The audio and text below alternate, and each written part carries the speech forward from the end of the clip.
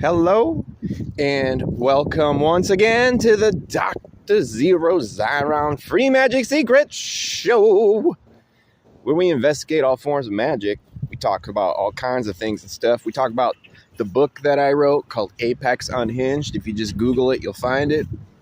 Talk about all the cool music I made through AI and Suno and stuff I've been posting. And talk about all manner of different situations and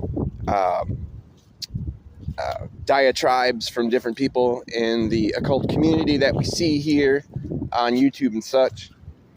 And today is a day where I woke up and came outside, and it's almost like December just said time out, and it's very fall-like. It's like 56 degrees. It's very lightly blowing. It's like it stepped back into November because all the leaves are still around, still falling off trees, and it's mighty pretty. And it's like a nice little timeout from the universe for a nice moment of contemplation, right? So all that said, I've been mulling over some interesting topics to speak about. And the thing that occurs to me the most is perhaps this may not be such a long episode, but talking about the applications of things. Now, talking about magic techniques and their application, or magic systems in their application and such, and all kinds of base ideas, right? So I was talking about specifically Qabalah. Okay, that's kind of where I'm going to get into. But you know, I like leaving the mysteriousness up a bit.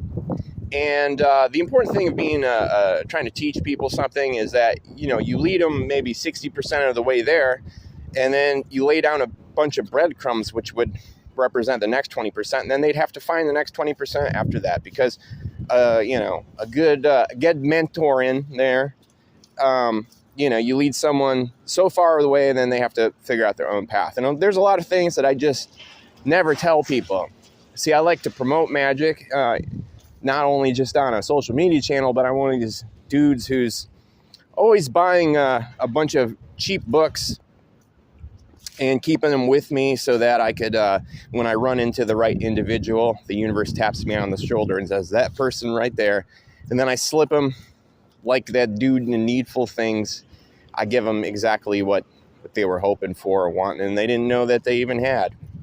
And that's part of my mission in this city that I'm at, being out here on the West Coast, is to plant as many seeds as possible, create as many new independent-minded people of magic breed that I can out there, and get the ball rolling for as many people as possible. So I was just going to kind of cut through the shite a little bit about something. And I wanted to talk a little bit about the Tree of Life and its applications. So a lot of people, you know, if they have a creative, immersive mind, you know, you show them, here's the Tree of Life, here's the map of it, here's the gist of how it works. And it's like handing someone a Rubik's Cube that can be opened, that can be shifted around a bunch of different ways. But it's also like the Hellraiser puzzle box, where if you open it one way, it leads to the divine. If you lead it the other way, they say it leads to the infernal, but the infernal are just code words and metaphors for inhumanity, cruelty, injustice, insanity, all kinds of madness, all kinds of stuff. And, you know, most people, when I show them the Tree of Life glyph for the first time, or introduce them to the concepts in a vague way, a lot of people, they just don't naturally think like, oh, this thing's going to, you know, turn into an evil shadow version of itself. Well, the thing, silly pants, is that in magic, when you're talking about, well, these people who are from more Abrahamic faiths, or people who believe in, you know, evil versus good, or I should say that there is something that is holy, you know. So if something has a property that it's holy, the other obvious thing about it, since everything has a dual image or a dual existence, some kind of duality, right? So if something's holy, something has to be unholy about it, right? And that is for every single thing that is holy, there's some sort of counterpart that goes in the other direction. And it's holy or unholy for a reason. So that's one of the things that people don't really think in those terms. It's like one of those little key magic mysteries, or at least when you talk about certain traditions. People who look at, divine versus infernal, holy versus unholy, humanity versus inhumanity, metaphysical evil, So there's a lot also to be said about a tree of life is what I'm getting after here. People aren't able to start to see it outside its frame because, yes, it's like a model of, you could say, like if you were to try to explain to someone, especially someone from the ancient world, take everything that's known about the world and about numbers and about reality and all this stuff. It's like you need a representation of the DNA of the universe or the DNA of the creation. You could call it that. And so what's going on is sort of like the idea that, like, basically, even though they don't use the word Big Bang, they talk about how the universe begins in Judaism and all this, and the Qabalah. Because, of course, it's connected. It's the same thing, Jewish mysticism. But, the universe begins. It just pours out, right? There's a start. So it's like there's a Big Bang. It just isn't called that.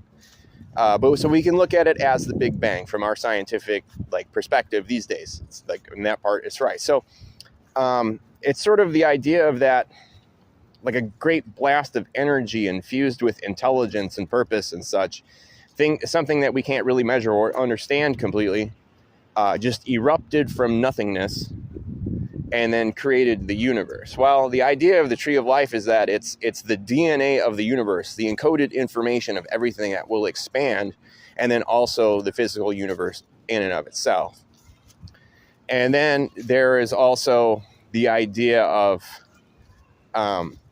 man, the blueprint of man, and the tree of life represents as a map of the internal plane, a map of the human soul, you could say, right? So it's sort of like when you could also take these concepts and apply them to a baby being in the womb and then after it's born as well. Because when a child is gestating in the womb, it's, soaking up all of the stimuli that the parent is in a subconscious growing fashion. So, you could apply the tree of life to that and also the product after. Just as well as, say man created in the image of God. That's this arrogant idea or whatever. Like man is the microcosm of the greater macrocosm, in a sense, taking the form of an intelligent creature that has dominion over the elements and the universe and such.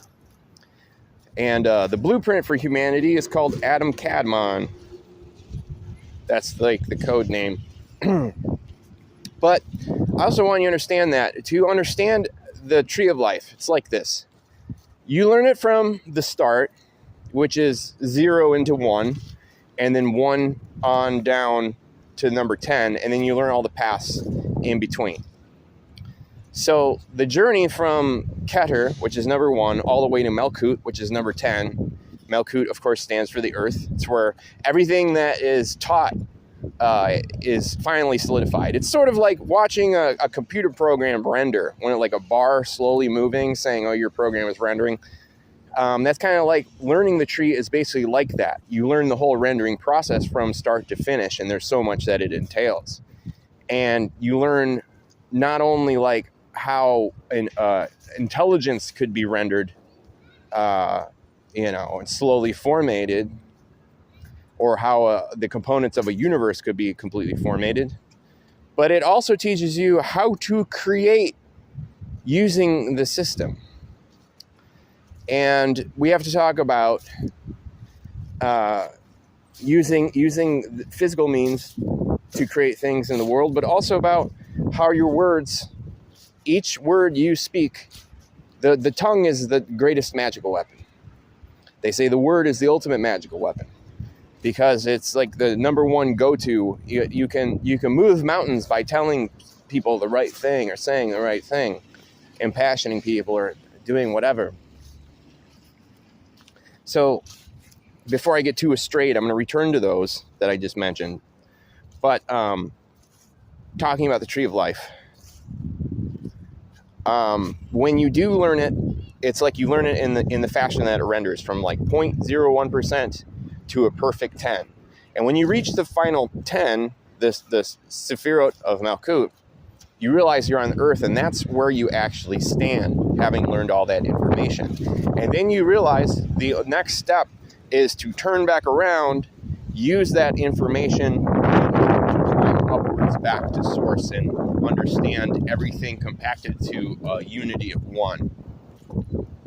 So it's all about the ascent, right? However, you could go the other way, and that's what the Qliphoth is, and the shadow tree, the tree of death, all these things. And of course, the left-hand path people, the infernal divine worshipping people, the demonolotrixes and such, they're going to promote this stuff as if following the Qliphoth leads to self-godhood. See, it leads somewhere else, and it's seen as the sewers. It's seen as following the sewers all the way to the fucking ultimate shit pit. And the thing is, like, it's the demarcation line. It's everything that's inhumane and cruel and is true metaphysical evil and confusion and madness and such. And basically, it leads to a path of total insanity.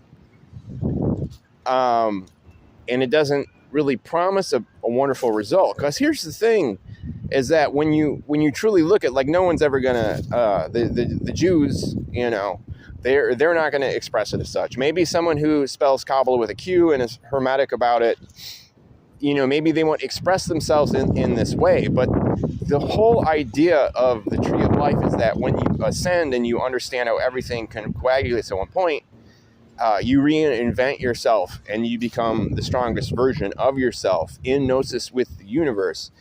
And this is essentially, you know, what Anton LaVey would say, becoming your own God. Now, the thing is, like, of course, the tree of life of Judaism, you know, is all sin and morality and the 10 Commandments and all such things. But the stripped down Hermetic version, which is, you know, the anonymous spiritual symbol that it's become, that has been turned to magic, more and more and more we're able to do away with the myth and the perpetuation of dogma and see it in a bare bones anarchist sort of fashion.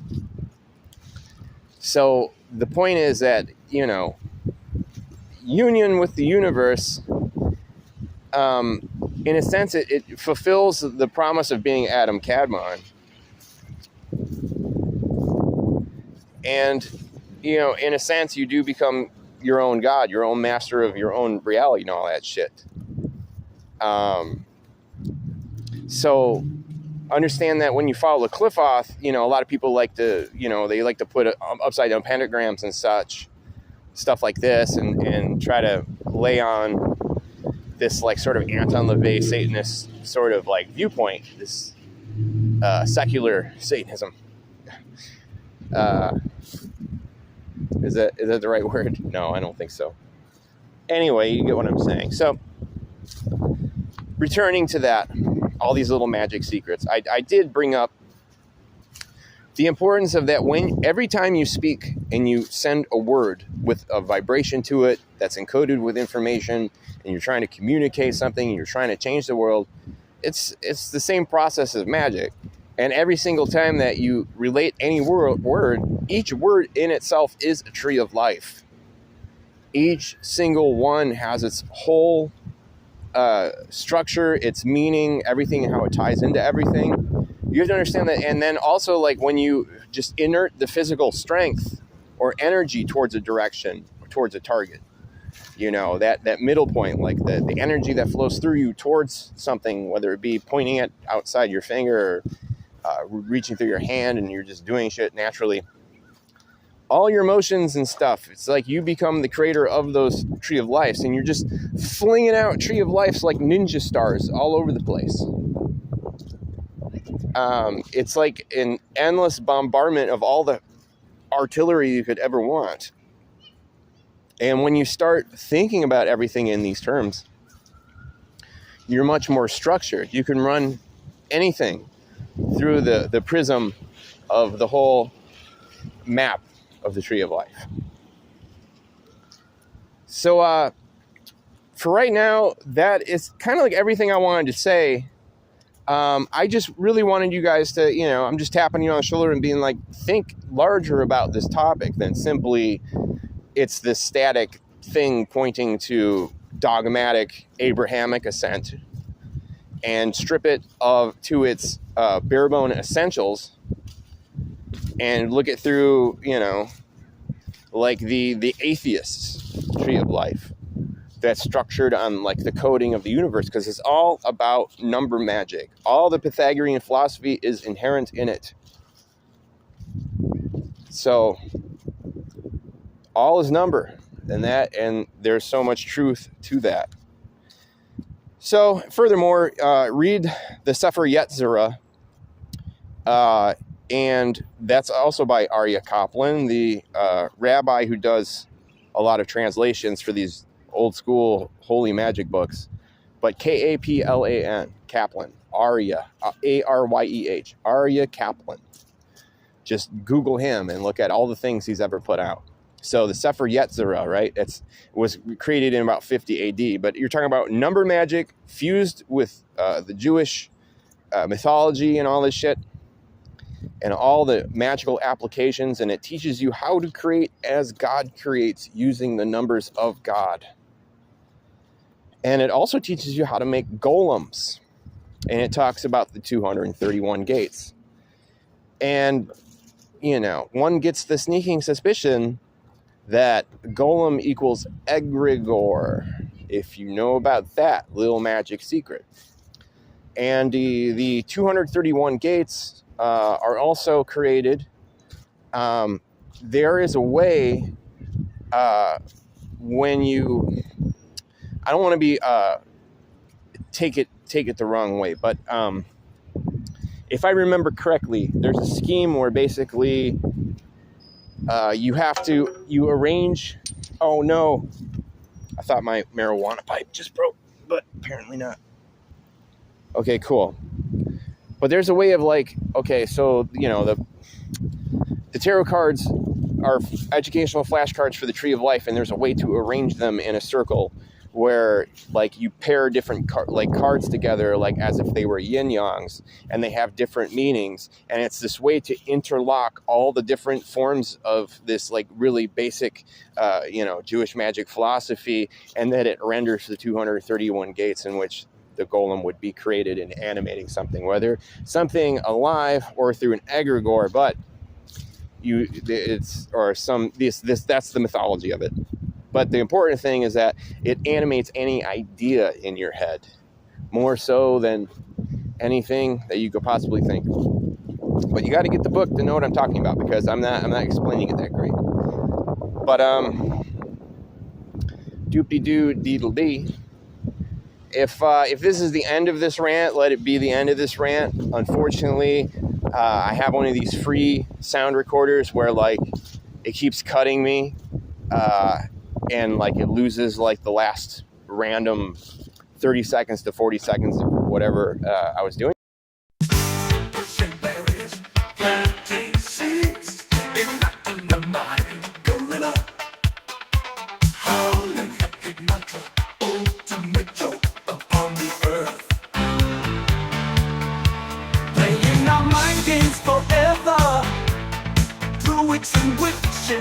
Lifting the veil, we Some call it magic, quest to unveil. Reduced to zero, it is not absurd. Reduced to zero, Pythagoras concurs. Reduced to nothing, reality blurred. Condensed to nothing, freedom assured. Gathering our mind games together, smashing barriers, planting seeds. Propaganda's the mind gorilla, bellowing mantra, a joke upon earth. Playing these mind games forever. Occult magicians lifting the veil, enacting the mind gorilla. Some call it magic, a quest to unveil. Reduced to zero, it is not that for sure. The game is a flower, propaganda indoors. Reduced to zero, you know that for sure. Reduced to zero, Pythagoras concurs. Reduced to nothing, reality blurred. Condensed and checkmate in space and in time. Yeah, combating these mind games forever. Advancing our pawns with reason and rhyme. Reduced to zero, you know that for sure. Never surrender, you gotta endure. Now is the answer, you know damn well for sure. Never surrender, freedom assured.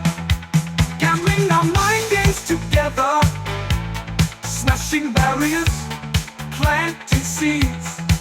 Propaganda's the mind gorilla, bellowing mantra, a joke upon earth. Playing these mind games forever.